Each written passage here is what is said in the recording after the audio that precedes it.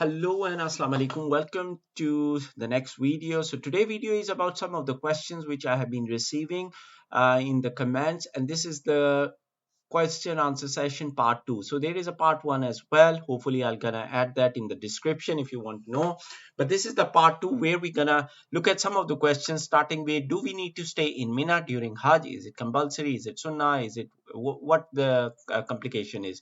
The next one: can we skip Rami on 11th and 12th Zil Hajj? Who needs to do Rami on 13th Zil Hajj? Can a person with no disability do Tawaf and Saii on electric scooter? And the last one: who can enter Mataf Area? So some of these questions I have already kind of in my other videos covered them, but these were explicit questions which I received, and I'm gonna try to answer them one by one.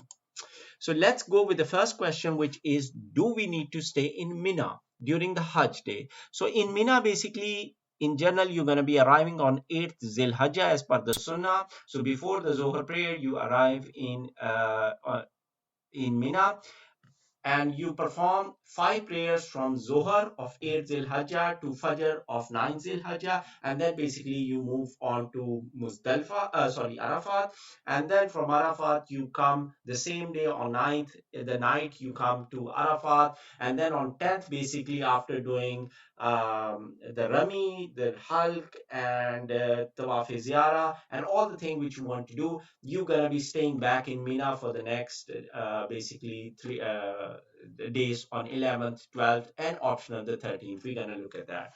So basically, the question was: do we need to stay in Mina? So it depends on the school of thought which you follow. I have mentioned what I have been able to research again. So Hanfi school consider it a sunnah basically. The Hamli school has two views on this point. They consider it a sunnah, and there are some school of thought within Hamli, they consider it like a wajib. Wajib, basically, just to state, wajib means that if you don't do anything, you need to pay a dam. So there is two different school of thoughts within the Hamli school. So where some consider sunnah. So if you miss the sunnah, there is nothing wrong with that. But the one who considered it like a wajib, so which means that you need to pay a dam, a qurbani basically for that. Ibn Hams say that if a person does not stay in Mina for at least 2 nights, he has done badly, but nothing is required from him in compensation. So based on this, like, it is a bad thing. You should stay in Mina if you're going for Hajj, but it is like you don't need to pay for anything or any compensation for that. Imam Ahmad recommends such a pilgrim to offer some charity to poor people. So if you miss the day or stay in Mina, then it's better to do kind of some sadaqah or fidya. Some scholars consider like wajib, if missed, require dam, whole period requires one sheep only. So that's why, as I said, that if you are going to miss during the days of Hajj, your night stay in Mina, then it's better whichever scholar you follow or whichever school of thought you follow, please ask them and get the clarity on them, because it's very difficult for me to state that what would be the case with you. So it's better that you consider with them. And last point which I mentioned in this slide is that Rami is considered separately. So this point is only relating to your stay in Mina on 8th or 11th or 12th or 13th. Okay, it is nothing to do with Rami or the stoning of Jamarat. The next question which I got was basically: can we skip Rami on 11th and 12th Zil Hijjah? So basically, all the people usually do the Rami on 10th, but there was a question which I got, that can we skip the Rami on 11th or 12th if it is possible or not? So if you have seen my other video where I have told you about the Farz, about the Wajibat and the Sunnah of Hajj, the Rami was basically one of the wajib of Hajj, and wajib basically means that if you don't do it, you need to pay a dam for it. So so considering that I got this question, the person was considering that okay, he will do the Rami on 10th, what about 11th or 12th? So Rami is basically wajib on all the 3 days of 10th, 11th, and 12th Zil Hijjah. So you have to do the Rami on all the 3 days. The time for piloting are following. I have mentioned the time, but the general time on 10th is after the sunrise till Zawal, and also this is the basically sunnah time, and but you can do it till the sunset. Basically you can do the Rami on 11th and 12th. The time are basically starts after the Zawal. You can consider like after Zohar. it starts until the sunset basically. But again, the Rami is kind of a compulsory or wajib, and in the sense that if you don't do it, you have to pay for them, and it is compulsory on all the 3 days of Hajj. Now, considering the similarly continuity, the next question was who need to do Rami on 13? So 13, do everyone need to do Rami or not? So Rami on 13 of Zil Hajjah only becomes wajib if one person is present in Mina after basically, so there are two school of thought, but in general, if you have on 12th of Zil Hajjah, if you have done the Rami and after that, if you do not exit Mina boundaries, so there are boundaries of Mina, if you do not exit the Mina boundaries after doing Rami on 12th, then basically it becomes compulsion on you to do the Rami. So based on my research and lots of scholars, it is compulsory that if on 12th after doing the Rami you do not come out of the boundaries of Mina, even you just step out of the boundary of Mina and then come back in, then it's fine. But if you have not stepped out of Mina and the Maghrib time fell, then basically it becomes compulsion on you to stay on 13 Zil Hijjah Mina and do Rami as well. So that's why if you plan to go, if you don't plan to stay on 13 Zil Hijjah and do the piloting, then it's better that either you step out of the boundary of Mina on 12th, or make sure that you leave Mina before the sunset. And majority of the groups, the travel groups, will make sure that they make you leave the Mina and take you to Azizia or Makkah accommodation before that. And if you don't do that, and if it becomes compulsion that you have to do piloting on 13, as per the majority of the scholars, you need to pay Adam al Qurbani. So again, check with your scholar, but this is to the most authentic what I could find. The next question, can a person with no disability do Tawaf and Sa'i on an electric scooter? So I have made a separate video as well where I have discussed in detail about that, about the facility in Haram for disabled people and during Hajj, whether it's electric scooter or the persons like this which are supporting you with a manual wheelchair, or if you want to use your own wheelchair and you don't are like cannot, if you can still walk and want to use the wheelchair. So what is the recommendation for people who just either are too tired or sick, or like they don't have proper disability but due to the laziness, maybe let's call it, that they want to use that? So first of all, what are the hadiths in relation to using that? So there is a hadith from Ibn Abbas. The Prophet performs tawaf of the Kaaba while riding a camel, and whenever he came, sallallahu alaihi wasallam, in front of the corner, he pointed towards it. So corner basically Hajar Aswad. So this is an authentic hadith from Bukhari. The reference is given, and based on that, the Holy Prophet himself, during I think so. Hajjatul Wida, did the tawaf around the Kaaba while riding on his camel. So there is basically this act of the Holy Prophet gave us the liberty that he has mentioned that you can do tawaf while riding something. So there is an other hadith which is narrated by Salma.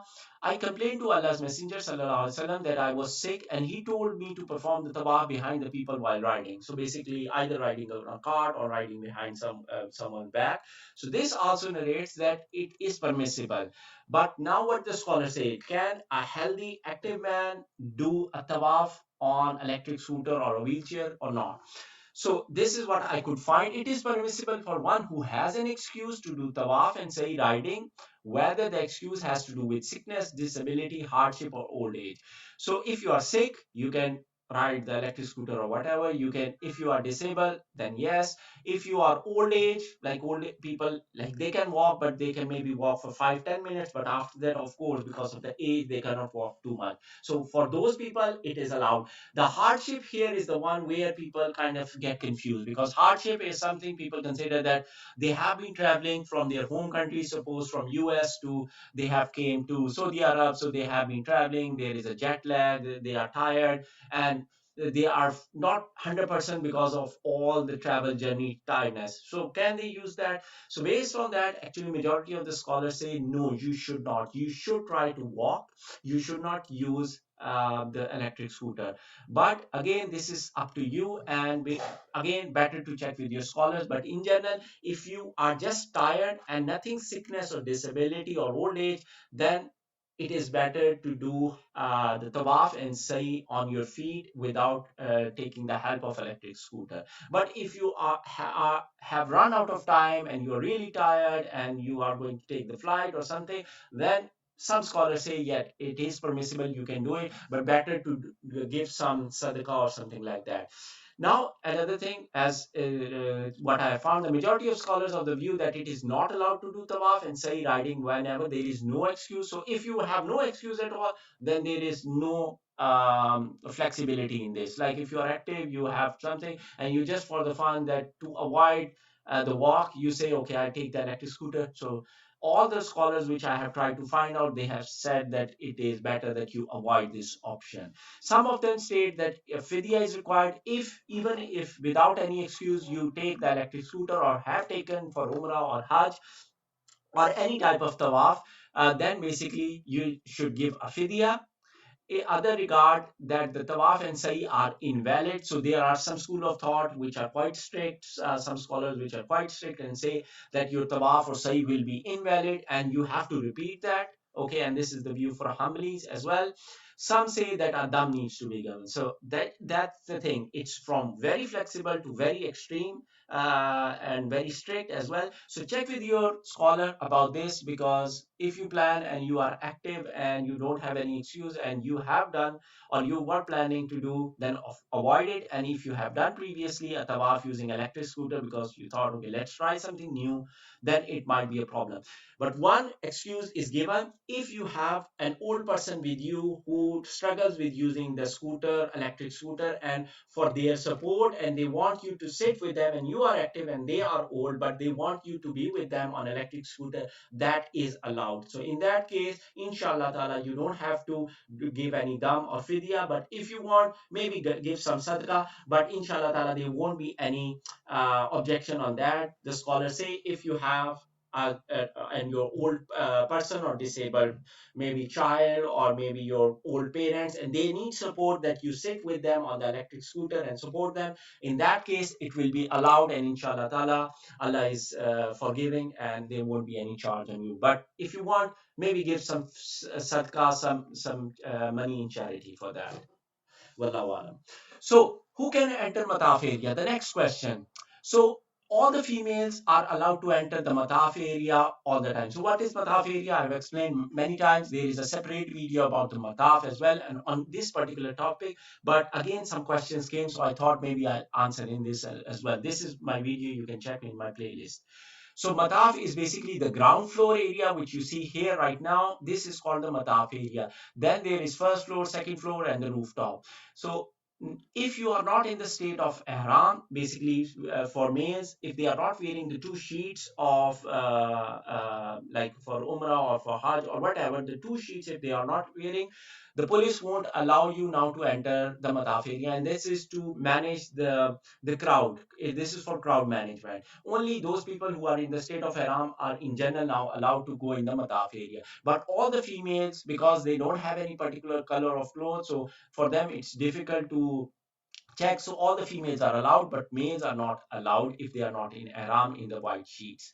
So that's one thing. Now now the next thing is during Hajj day. What I have found out, during Hajj day, Mataf is open to all pilgrims. Like after the Hajj on basically 10 Zil Hajj, after you have got done the Rami and you have got the Qurbani and Halq, after that most of the people take a bath and come in their normal clothes, shalwar kameez, pant shirt, whatever, out of the state of ihram. And then when they are going for Tawaf Ziyara, they won't be in ihram. And during those days, what I have understood, the Mataf area is open to all. So even if you are wearing whatever clothes, they are allowed. So this is from the last year. I don't know how it's gonna be this year from 2024 or the next year, but this is to the best of my knowledge what I have found. So in general, you cannot enter Mataf area for males if you are wearing ihram.